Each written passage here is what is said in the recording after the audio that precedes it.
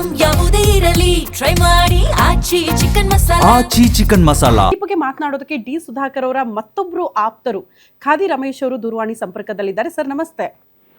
ನಮಸ್ಕಾರ ಮೇಡಮ್. ಎಷ್ಟೊತ್ತಿಗೆ ಗೊತ್ತಾಯ್ತು ಸರ್ ಸುದ್ದಿ?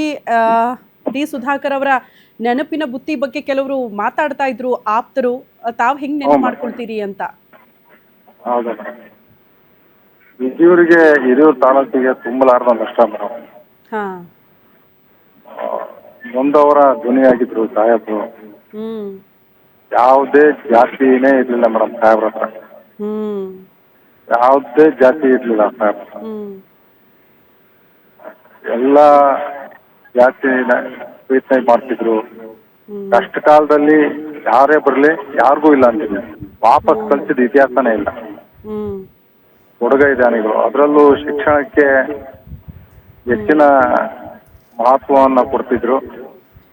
ಯಾರೇ ಬಡವರ ಮಕ್ಕಳು MBBS ಆಗಿರ್ಲಿ, ಇಂಜಿನಿಯರಿಂಗ್ ಆಗಿರ್ಲಿ, BSc ಆಗಿರ್ಲಿ, MSc ಆಗಿರ್ಲಿ, ಆ ಫೀಸ್ನ ಸಾಹೇಬ್ರೆ ತುಂಬ್ತಾ ಇತ್ತು.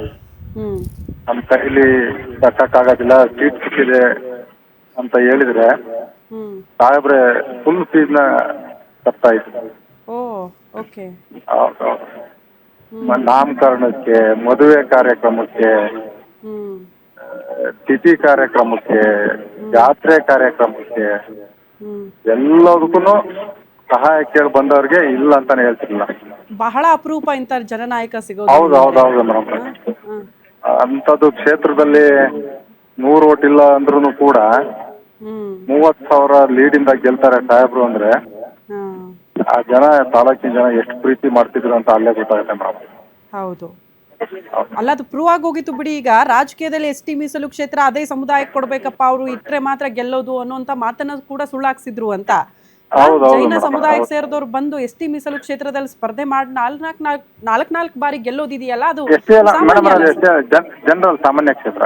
ಹಾ, ಸಾಮಾನ್ಯ ಕ್ಷೇತ್ರ. ಓಕೆ, ಸಾಮಾನ್ಯ ಕ್ಷೇತ್ರ. ಹಾ. ಹೌದು.